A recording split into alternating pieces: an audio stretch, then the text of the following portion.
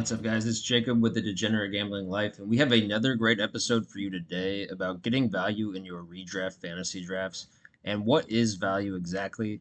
Well, to me, value is when you draft a player who is going to outperform their ADP, meaning the more we can draft guys in the running back 30 to running back 40 range or the wide receiver 30 to wide receiver 40 range that finish in the top 15 or 20 at their position, the more likely we will be to win our leagues. So here are some of my favorite guys. Starting off, we have Dalton Kincaid. I think he has the potential to be a huge league winner this season, and that is due to the fact that the Bills are losing 241 combined targets between Stephon Diggs and Gabe Davis. I think Kincaid is going to get a lot of these targets, and his current ADP is only tight end 5. He's going in the late fourth or early fifth round in drafts this season, and I think that's just way too low. Last season, Kincaid caught 73 balls for 673 yards on 91 targets. Imagine if he gets 140 or 150 targets this year. We could be looking at somewhere like 110 receptions, 1,100 yards, and a good amount of touchdowns. And for those reasons, I really think Kincaid could elevate into that tight end one conversation this season. Next, we have Tyjae Spears at running back 34, Jerome Ford at running back 39, Zeke Elliott at running back 40, and Gus Edwards at running back 41. And I think there's a lot of value on running backs later in drafts this season, and that's why I like snagging elite tight ends and a lot of wide receivers early in drafts this year and waiting on running backs. All of these backs have the ability to outperform their ADPs pretty easily. Tyjae Spears was running back 33 last season when he was rushing behind Derrick Henry, and he should be able to do much better in a more true split with Tony Pollard. Jerome Ford was running back 16 overall last season, and there is no timetable for Nick Chubb's return. Even when Chubb does return, I imagine the Browns will want to limit the amount of hits he takes. Ford showed pretty good power last season, scoring 9 touchdowns, and is versatile in the passing game where he caught 42 balls. Zeke Elliott was solid when called into starting action last season. He had 4 finishes inside the top 10 and 1 finish as the running back 1 overall in his 5 starts last season. There's reason to believe he can greatly outperform his ADP in Dallas this year. And then we have Gus Edwards. He's not a superstar by any means, but he did score 13 touchdowns last season. He's not going to have a ton of competition in LA for touches, so he could be a surprisingly effective back this year. And finally, a couple of good rookie wide receivers. I think you should be rolling the dice late in draft on rookie wide receivers this year because there's so many in this class. It was a very good class. And the two that I like the most are Lab McConkey at wide receiver 43 and Keon Coleman at wide receiver 47. Lab McConkey doesn't have too much competition for target share, and he should see a lot of targets in his rookie season. I wouldn't be shocked if it ends up being over 120, and I think he can easily outperform his ADP.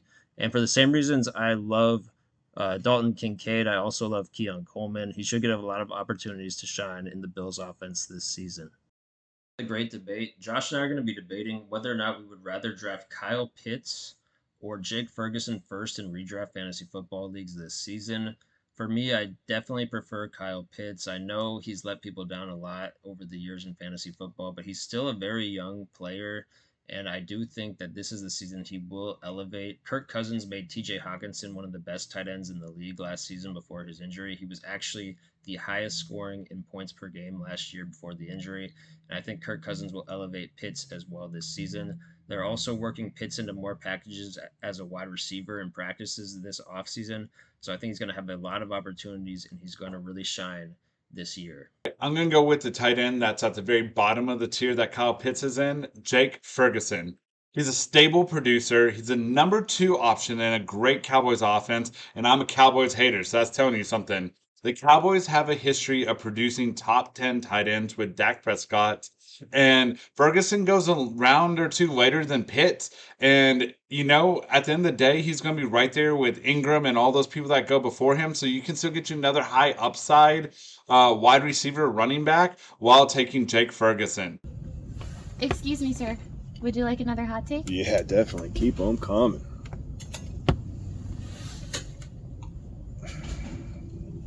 Jumping in my hot takes, I got a really spicy one. Mike Trout. I do not believe he'll be a Hall of Famer. What do you mean by that? His peak was no one's been like it. Yeah, but that's the thing. His peak probably was just a little too short. I would love to see him in the Hall of Fame, but I just don't think he had a long enough career in the way he's breaking down. We've seen this time and time again in all sports where players have super high highs, but their peak is just astronomical, but the injuries keep them out. So I do not think Mike Trout will be a Hall of Famer. Next, the Texas Rangers regrettably do very little. They're not going to add too many pieces. They're not going to trade away. I think they're just going to sit pat, see how it comes when everyone comes off the IL. They do have the fifth worst record in the AL. Next, Jordan Love needs to be signed for the Packers. He needs to be in training camp. It's only his second season as starter. As great as he looked last year, he needs those reps. So Packers, hurry up and get him signed. Thanks, Josh. The Summer Olympics are here. The Summer Olympics in Paris. Opening ceremonies at the end of this week, although some events are kicking off over the next couple of days. But we're going to be focusing on men's basketball, and I'm going to tell you who I think is going to win the three groups. Group A, we have Australia, Greece, Canada, and Spain. Spain's favorite to win that group. I think Spain does take that group. Although Canada and Greece, they're not slouches by any means. In Australia, they got a squad. Pretty much every team in this tournament has a squad. In Group B is France, Germany, Japan, and Brazil. This is the easiest group in my opinion. I think Germany takes it, and I also think Germany might take the whole tournament. The reason I'm saying that is because Group C is our most difficult group, which is where the favorites, USA, are at. However, there was Serbia, South Sudan, and Puerto Rico. I still think USA wins this group, but it could wear them down to allow Germany to win the whole thing. What you got, Jacob? Thank you, Jordan. And my hot take for the week is that the New York Mets will make the playoffs as a wild card and make a little bit of noise in the playoffs as well. I don't think they're going to win the pennant, but I think they could win a series. This team is starting to come to life on offense, and their pitching isn't too bad either. I think that the Mets, if they make some good moves here at the trade deadline and they do become buyers instead of sellers, that they will make a nice run this postseason.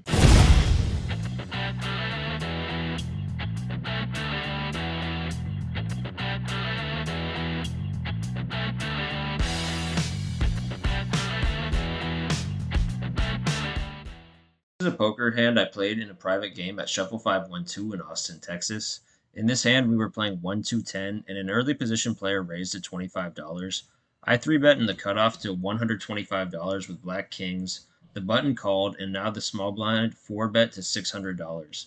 It folded back to me, and I'm in an interesting spot where I wouldn't normally have a 5-bet range, but I know this player is capable of 4-betting more hands than just aces and kings. So I go for the 5-bet jam this time with kings for a little over $2,500. The button folds, and now the small blind player tanks for a while. He's talking to me, trying to get a read. He says, "Show me a card that's not a king," and I'll snap call. I say I can't do that. And so he ends up tank folding with ace king of diamonds. In this spot, I wouldn't have minded if he called, but I'm glad that I did get him to fold out 30% equity preflop and end up taking down $750 in profit in this hand. This is a poker hand I played at 1-2 stakes at TCH in Austin, Texas. In this hand, two players limped to me, and I raised with Queen 8 of diamonds to $20 in the cutoff. The button made the call, and both of the limpers folded. The flop came Jack 4-7 rainbow with one diamond, and here I bet for $25, looking to rep a strong hand and prepared to barrel off if I pick up equity. I do want to balance my strong hands with bluffs here, so I think having a backdoor straight draw and a backdoor flush draw is a good hand to do so with. He makes the call, and the 9 of hearts comes in, bringing in the full rainbow and giving me a gut shot now. So I decide to continue bluffing here, and I size up to $65 to try to get him off some hands like 7x or ace high. But this player is pretty sticky, so it's probably going to take a third barrel to do that. He does make the call, and the river now comes a 4. I go all ineffective for his remaining 120. Still thinking I can get him off a 7 or ace high, but I cannot. He snap calls me with ace queen, and we lose the pot. We are playing 1-2 at Windstar, and we have Jack 10 of hearts and the low jack. We raised to $8, and now the under gun 3-bets to 25. I call, and so does two other players, so we go four ways to the flop. The flop comes the 10 of clubs, the 8 of hearts, the 2 of spades. The iron gun bets 25. I call with plans to jam on any good turn card because I'm pretty short stack here, and the cutoff calls. So now we go to the turn. The turn is a queen of hearts. We're loving it. Gives us a flush draw, straight draw. We can hit trips to pair, we think. Iron gun now checks. I go all in for my 67. The cutoff folds, and the iron gun calls. The river's a 7 of spades, not liking my Jack 10 too much. I show my hand, knowing most likely it's no good, and they show a set of queens. So it definitely makes sense why they check, because I thought they had the board so locked up. So good about win by them. Okay, we are still playing 1-2 at Windstar, and I have Jack 10 again, this time off suit.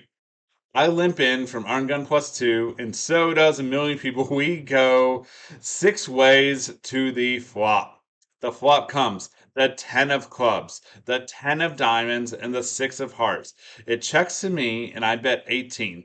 The low jack now raises to 50. Now the small blind goes all in. Alarm bells are going off, but I'm short stacked, so I go all in for $72, and I'm not loving it. The low jack has us both covered, and he calls. The turn is a 7 of spades, and the river is a 4 of diamonds. I show my trip 10s. The small blind has pocket kings, and they just limp for the 2. Don't know why. And the low jack has ace 10, so they scoop, win a good sized pot. Nice hand to them.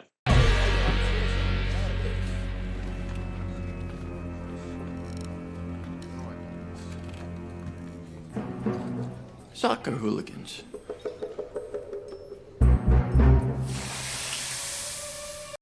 Wait. Don't fast forward. Don't skip this section. I know soccer kind of bores some of you guys. That's why in this edition of the Added Minutes, we're going to talk a little NBA. And with the NBA offseason in full swing, there's been trades, there's been free agent acquisitions, and we're going to get through that right now. Now, we can't follow everything that has gone on because there's been quite a bit of movement already this offseason, but we are going to check out the big moves that have happened, starting with Klay Thompson leaving Golden State Warriors to team up with Kyrie Irving and Luka Doncic in Dallas to see if he could be the piece that puts Dallas over the top to win them a championship. Is he the piece that's going to do that? I don't personally think so, but it's never a bad pickup to pick up someone of Klay Thompson's caliber. We'll see how he's able to perform and gel with the team. I just don't think that this makes him a for sure championship winner. But, you never know. They could make it back to the finals again, and they could surprise me. So we'll see how that goes. Elsewhere, we had Mikal Bridges. He's staying in New York. However, he is going from the Nets to the Knicks. He is switching Brooklyn, going to Madison Square Garden. I think this is a great pickup. I'll get to this one in a second. Elsewhere, we had DeMar DeRozan. He is leaving the Bulls. He's headed to the Sacramento Kings. I love DeMar DeRozan. I think he's a phenomenal player. Hopefully, he can make something happen on Sacramento. Once again, just like the whole Klay Thompson thing, I don't see it happening, but best of luck to him. Russell Westbrook is leaving the Clippers as the Clippers retool their team. He is heading to Utah to play with the Jazz. Paul George also leaving the Clippers. He is joining the Philadelphia 76ers. There's another team, the 76ers, that are looking, that they feel like their championship window is here. We'll see what they can do. As the Clippers are retooling, they're bringing in Mo Bamba, Derek Jones Jr., Kevin Porter Jr., Nicholas Batum, and Chris Dunn. So they are completely retooling their team around James Harden. We'll see what they can do. Back to the Mikal Bridges trade. I think this is a great pickup for New York because the guy can guard multiple positions and was an all-NBA defense first team in 2022. He's durable. He's currently on the active record for the most consecutive games played, and his experience in big games is huge for this team. This is what this team needs. He's a leader. He can take them. He can lead them. He's been to the finals with the Phoenix Suns, and he's won 2 NCAA championships. So I think this is the best pickup. Hope you guys had a good week. We'll see you next week. Okay, with the All-Star break over and now hopefully your teams are making a push for the playoffs, here's a couple players that are coming back from injury, and if they're out there on the waiver wire, scoop them up. First, Jacob deGrom, starting pitcher, Texas Rangers. He's available in 44% of leagues. He fills up all the categories. When he is healthy, you know what deGrom is. He's going to give you strikeouts, good whip, wins, so pick him up if he's out there. Next, Jason Dominguez, outfielder, New York Yankees. He's available in 83% of leagues. They call him the Martian for a reason. He compares to Albert Pujols, a little bit of Mike Trout. I mean, whenever he came up last year, he was just phenomenal. So, if you're looking for that spark to maybe push you because you're in the bottom half of your league, look to add this guy when he comes back from injury. Finally, Kyoto Saga, New York Mets starting pitcher, probably butchered his name. He's available in 31% of leagues. He should be coming back this week. Last season, he pitched like a number one in his first year in the bigs, and this guy he gave you a high K per nine, a low whip, everything you would want. So scoop up these players if they are available. Thank you to everyone who made it to the end of the video. If you did do so, please like, subscribe, and comment. It does a lot to help the channel grow. Also, we are going to be in Vegas on the dates that you see on the screen. We're going to have a meetup game and we're going to have merch. It should be a great time. And also, we are planning to do a fantasy football draft and poker meetup game at Shuffle 512 on August 3rd. We're still hammering out all the details, but that is the plan right now. We'll let you know if anything changes, but we hope to set that in stone this week. So please come out and join us. We're going to be having fun. We're going to be playing a little 1-2, having some drinks, and we will have merch as well.